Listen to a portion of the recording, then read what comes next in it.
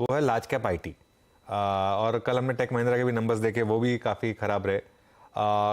आप क्योंकि काफ़ी एफआईआई से बात करते हैं और काफ़ी यूएस ट्रिप्स वगैरह भी करते हैं, इस समय क्या एक अपॉर्चुनिटी दिख रही है क्योंकि विजिबिलिटी कम है, या फिर अभी इस सेक्टर को अवॉइड करना बेटर रहेगा? बिल्कुल आनंद, अच्छा सवाल पूछा आपने। आईटी के अंदर देखिए आप, एक तो मतलब आईटी सेक्टर पर से ओवरऑल ठीक करेगा और कर रहा है, रादर मैं तो ये मानना चाहूंगा कि कोई भी सेक्टर वन वे कभी नहीं जाता है ऊपर। जैसा कि केमिकल 2021 में बहुत अच्छा किया, 22 में अभी अच्छा नहीं किया, 23 में अच्छा नहीं कर रहा है। तो पर इसका मतलब ये नहीं कि वो सेक्टर खत्म हो गया, उसके भी ग्रोथ ड्राइवर्स हैं, राइट। और सेम वे आईटी के अंदर भी मेरा ये मानना है कि कुछ कंसोलिडेशन हुआ है पिछले समय में, बट स्टॉक्स ऑल्सो ये साल में सारे आईटी स्टॉक्स अब 15 से 20% हैं, कुछ को छोड़ के। तो आईटी में डिमांड अच्छी है, ग्रोथ अच्छा चल रहा है। कुछ जो स्पेसिफिक सेगमेंट जैसे ईआरएनडी है या फिर नीश सेगमेंट्स है, they are growing even faster, 20 से 25% ग्रो कर रहे हैं। तो आइडिया है कि उन सेगमेंट्स को आइडेंटिफाई करके कंपनीज में इन्वेस्ट करें जहां से आपको 20 से 25% की ग्रोथ अर्निंग्स में मिल सकती है, और ऐसी हमको दिख रही है कंपनी जिनमें हो रही है।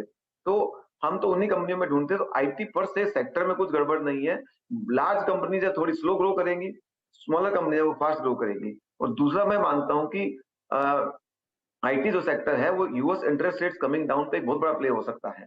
जैसे जैसे इंटरेस्ट रेट्स का माहौल कम बनने पे बनेगा, अगले 3 महीना, 6 महीना, 12 महीना, जब भी होगा, मैं नहीं कह सकता कब होगा, पर जल्दी होगा इतना मैं मानता हूँ। तो तब भी होगा, तो आईटी सेक्टर का एक बहुत बड़ा प्ले उससे बनेगा।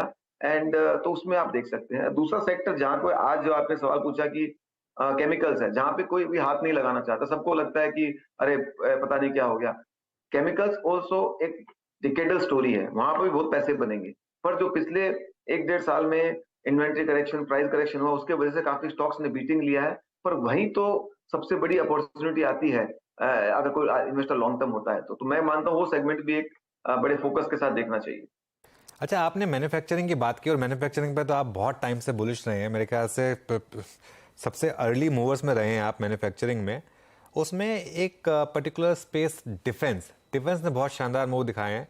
और मैं आपसे स्टॉक स्पेसिफिक नहीं पूछूंगा, लेकिन मुझे पता है कि एक डिफेंस कंपनी में आपका खुद का बड़ा स्टेक भी है।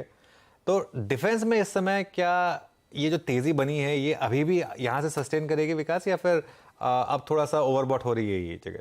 मैं मानता हूँ डिफेंस एक ऐसा सेगमेंट है जिसमें स्ट्रक्चरल बड़ी अपॉर्चुनिटी है, पर वहां पे थोड़ा एक यूफोरिया का माहौल बना हुआ है, क्योंकि अपॉर्चुनिटी सेट छोटा है और ज्यादा प्लेयर खेलना चाहते हैं। तो हर आदमी थोड़ा थोड़ा भी खरीदता है तो उसका ओवर वैल्यूएशन हो जाता है, और वही प्रिसाइजली सारे डिफेंस के अंदर हो रहा है। तो मैं कह रहा हूँ कि मेरा ऐसा मानना है कि रिस्क रिवॉर्ड थोड़ा केयरफुल रहना चाहिए। जहां जहां आपको सस्टेनेबिलिटी ऑफ अर्निंग्स, ग्रोथ वगैरह दिखती हो वहीं पे ले, बट जनरली डिफेंस सेगमेंट में मैं कहूंगा थोड़ा कॉशन एडवाइस करूंगा। जैसे कि वापस आपको बताऊंगा, केमिकल के अंदर 21 के अंदर सबको लगता था कि ये तो अभी बहुत बड़ा ग्रोथ आएगा। तो मैन्युफैक्चरिंग एक ऐसा सेगमेंट है जहां पे कुछ भी वन वे नहीं चलता है, सब कुछ स्टेप फंक्शन में होता है, टाइम आते हैं, करेक्शंस आते हैं। तो अगर आपने नहीं लिया है तो आप उसको फोमो फील करके मत लीजिए। डिफेंस में अपॉर्चुनिटी आएगी और मिलेगी, पर रिस्क रिवॉर्ड आपके फेवर में रहना चाहिए। वैल्यूएशंस को आप बिल्कुल ध्यान रखें लेने से पहले। चलिए, विकास जी, बहुत बहुत शुक्रिया, आप इस कार्यक्रम में शामिल हुए, सभी सेक्टर्स पे और स्पेसेस पे अपना आउटलुक शेयर किया। बहुत बहुत शुक्रिया सर इस कार्यक्रम में शामिल होने के लिए। धन्यवाद।